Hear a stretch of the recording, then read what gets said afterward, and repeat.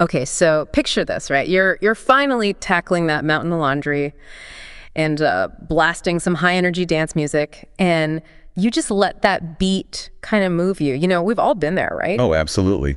But have you ever actually stopped to think about like the masterminds behind those really infectious tunes? Yeah. Today, we're doing a deep dive into Masterboy. Yeah. And this is a band whose name, well, it might not like ring a bell immediately, but I guarantee you their sound is instantly recognizable. It really is. So trust me on this one. You know, it's fascinating to me how Masterboy's career really tracks that meteoric rise of Eurodance. Like the early 90s, it was more than just a genre. You know, it was like a whole cultural phenomenon sweeping across Europe, tied to fashion, clubs, a whole generation kind of coming of age. It really was, right? Our source material today is an article. It's titled, Mom Does My Laundry, Masterboy, History and Discography. And it paints this really vivid picture of Germany in 1989, which is the year that Masterboy emerged. It was the perfect storm for a band riding the Eurodance wave. The article tells us all about the founders, Tommy Schley and Enrico Zabler. And get this, Schley was also known as DJ Clubbing Man. Oh, wow. So cool. Yeah, that DJ connection. I think it's really key because it shows that they weren't just musicians. They were really immersed in the whole club scene. Understanding that energy and pulse, that would make Eurodance just take off. And what's even more interesting is that Masterboy actually started as producers. Oh, wow. So they were crafting the sound even before they had their own hits. That's wild. Now, here's something that caught my eye in the article. It mentions several vocalists, most notably Trixie Delgado, right? Right. But also Linda Rocco and Annabelle Kay. So why so many singers for just one band? Yeah, that kind of revolving door of vocalists. It was actually pretty typical in Eurodance. It was all about capturing a very specific vocal style, that powerful, soaring energy, more than having those consistent band members. So think of it like producers seeking out the perfect voice to match the vibe of each track. I see. Yeah, that makes sense. So this wasn't just some local German thing, right? This article talks about Masterboy hitting it big across Europe, even reaching parts of Latin America and Asia. Oh, for sure. And that speaks to how globalized music was becoming in the 90s. Trends spread faster, music crossed borders more easily. And so the Eurodance became this international phenomenon. That's interesting. But here's a mystery, right? They had this massive global reach, but then things kind of cooled down. For Masterboy in the early 2000s, like so many bands riding a huge wave. Yet in 2013, they made a comeback with Delgado back on vocals. Why did that work after all those years? What was it about Masterboy that resonated, even after the peak of Eurodance had passed? I think the answer lies in the power of nostalgia and in understanding what made Eurodance tick. By the 2010s, you know, those 90s sounds, they were making a comeback. And Masterboy, with their iconic sound, was perfectly positioned to tap into that renewed interest. People were ready to kind of revisit that era, and Masterboy provided the soundtrack. But the question remains, why did Eurodance resonate with that generation in the first place? And why is it experiencing this revival? Okay, I see where you're going with this. So to really understand Masterboy's staying power, we need to understand Eurodance itself. So let's dive into their music. Their discography is quite extensive. They started with the Masterboy family in 1991, which from what I gather was more of their early evolving sound. Exactly. That first album was them finding their footing, experimenting with those emerging sounds of Eurodance. But it was their 1993 album, Feeling All Right. That truly solidified their signature style. This is where it gets really interesting. If you want to understand the essence of Masterboy, this album is essential listening. But to grasp the full picture, we need to define what makes Eurodance so unique. Okay, so let's break it down. What are we hearing musically in Feeling All Right that screams like Eurodance? What are the hallmarks of this sound that captured a whole generation? Well, first, there's the tempo. Eurodance thrives on that high energy, fast-paced beat, usually around 120 to 140 beats per minute. It's music made for moving, for dancing, for feeling that pulse in your chest. Okay, so we've got that driving beat, but what else? I'm sensing more to it than just a fast tempo. You're right. Eurodance is all about those catchy, synthesized melodies. Simple, repetitive, but oh so effective at getting stuck in your head. So that's why I find myself humming Masterboy tunes, even if I haven't heard them in ages. It's like they bypass any complicated musical analysis and go straight for the earworm factor. Exactly. And let's not forget the vocals, that powerful, often high-pitched delivery. layered with harmonies, that adds another layer of energy and intensity to the music. It's a sound that's both uplifting and exhilarating. So, to recap, we've got the driving beat, the catchy synth melodies, and the powerful vocals, all blended to create the sonic cocktail that is Eurodance.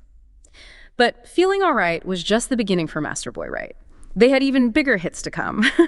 Yeah, you're right. Feeling Alright was really just the start. Well, Masterboy's climb to the top of the Eurodance scene, their next album, Different Dreams, in 1994, really cemented their place in music history. And that's where we start to see that broader cultural context feeding into Masterboy's success. Remember, the early 90s, it was this time of real optimism in Europe. The Berlin Wall had fallen. There was this sense of unity, like possibility in the air, and youth culture was exploding. And Eurodance, with that high energy and those feel-good vibes, really became the soundtrack to that era. So it wasn't just about the music itself, it was about what the music represented, right? Like freedom, unity, a break from the past. Exactly. Yeah. And Masterboy with those catchy hooks and that infectious energy. They perfectly captured that spirit.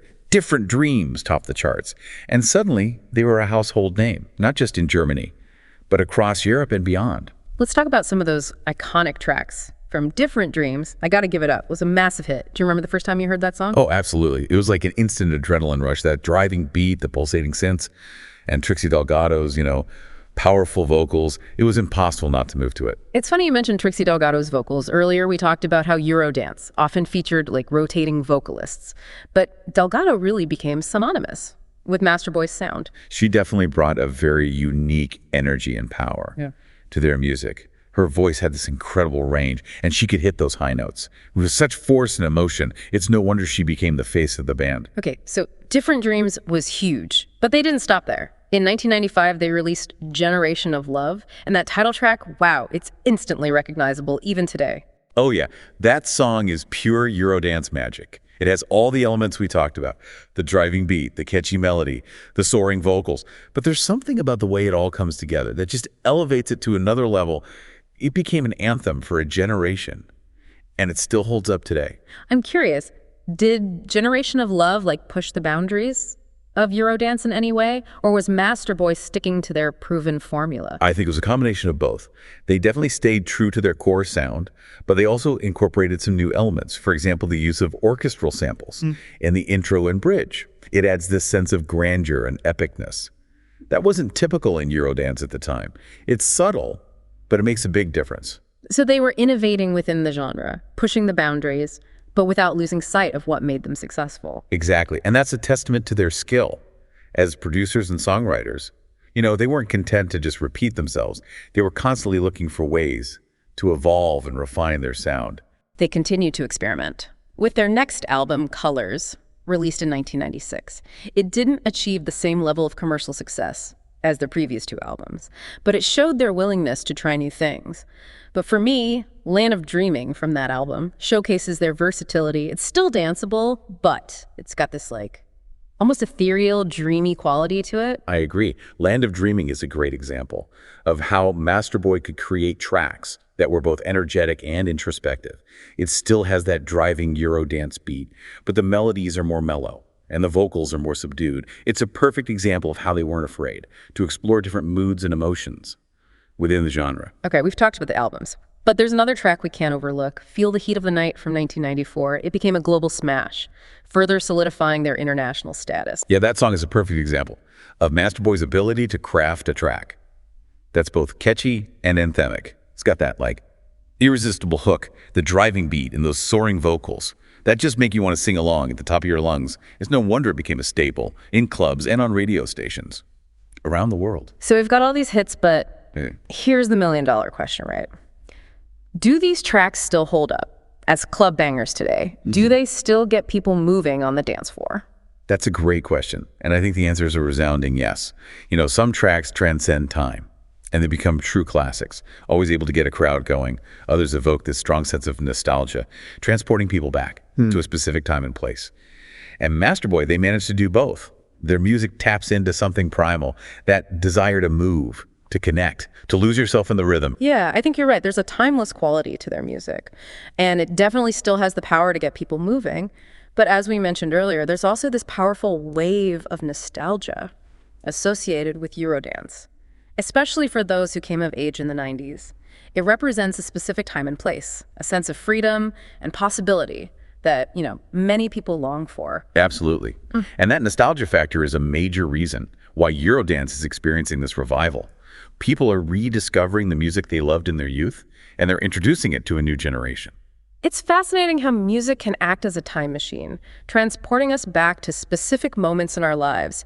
You hear a Masterboy song, and suddenly you're back in the 90s, reliving those carefree days on the dance floor. It's incredible, isn't it? Yeah. Music has this power to evoke memories and emotions in a way that nothing else can. And for many people, Eurodance is tied to some of their most cherished memories. So what do you think it is about Masterboy's music specifically that has allowed them to endure when other Eurodance acts have faded? I think it's a combination of factors. First, their music is just incredibly well crafted. They had a knack for writing those catchy hooks, creating those infectious beats, and layering vocals in a way that was both powerful and euphoric. And you mentioned earlier their willingness to experiment and evolve within the genre, keeping their sound fresh and exciting. Exactly. They weren't afraid to try new things, to incorporate different influences, and to really push the boundaries of Eurodance without losing sight of their core sound. But there's also something to be said for their image and persona. They weren't just musicians, they were entertainers. You're right. Masterboy understood the visual aspect of performance. Their stage shows were high-energy spectacles, filled with, colorful costume, elaborate choreography, and of course, Trixie Delgado's charismatic stage presence. They brought a sense of fun and theatricality to Eurodance. That was, infectious. And I think that's another key to their longevity. They created a connection with their audience. That went beyond just the music. They made people feel good. They made them want to dance, and they made them want to come back for more. Okay, so we've covered a lot of ground here, but I want to circle back to something we touched on earlier, the cultural significance of Eurodance. You said it represented this feeling of freedom and possibility. That was so prevalent in Europe in the early 90s. Right. It was a time of great change and upheaval, but also a time of hope and optimism. The fall of the Berlin Wall had really symbolized the end of an era, and there was this sense that anything was possible. And Eurodance, with its high energy and feel-good vibes, perfectly captured that spirit. It's interesting to consider how music can reflect and even shape the cultural landscape of a particular time. Eurodance wasn't just a genre of music, it was a movement, a reflection of the societal shifts happening around it. Absolutely. And I think that's one of the reasons why it continues to resonate with people today. It evokes this sense of nostalgia for a time when the world felt full of promise and possibility. But beyond the nostalgia factor, do you think there's something inherently appealing about Eurodance that transcends time and culture? I believe there is.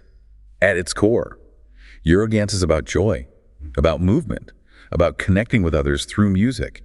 It's a genre that celebrates life and encourages us to let loose and have a good time. Yeah, I think you hit the nail on the head. It's music that speaks to that universal desire to move, to connect, to feel alive. And in a world that can often feel Yeah.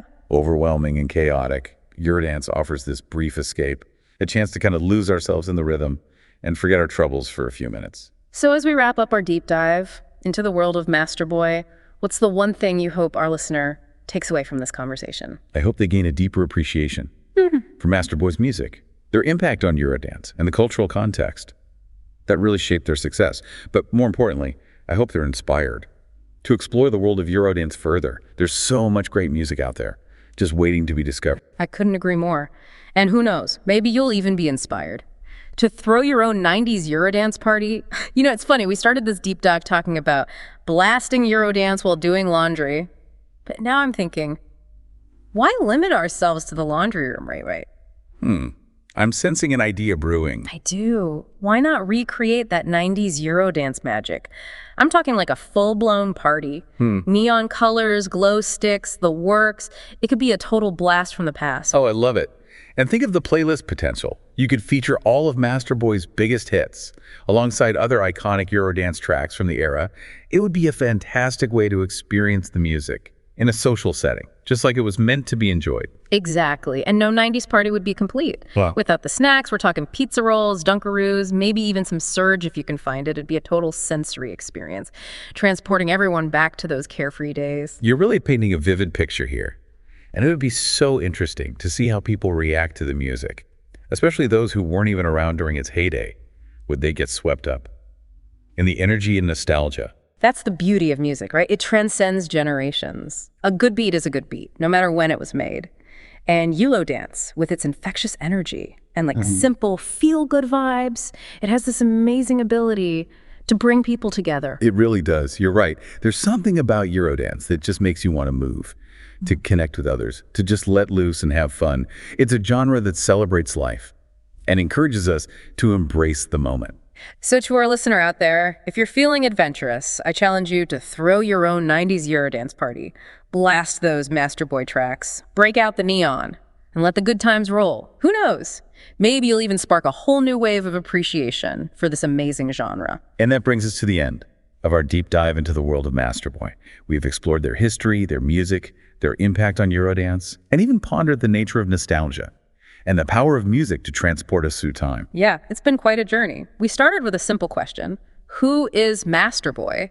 And we ended up uncovering a whole world of musical and cultural significance. It really is amazing. And along the way, I hope we've inspired you to listen a little closer, to appreciate the nuances of different genres, and to explore the connections between music and the world around us. I couldn't agree more. So if you're looking for a musical experience that's both energetic and nostalgic, Masterboy is definitely worth checking out. And who knows, maybe you'll even discover a newfound love for Eurodance. Until next time, keep those speakers pumping. And those good times rolling.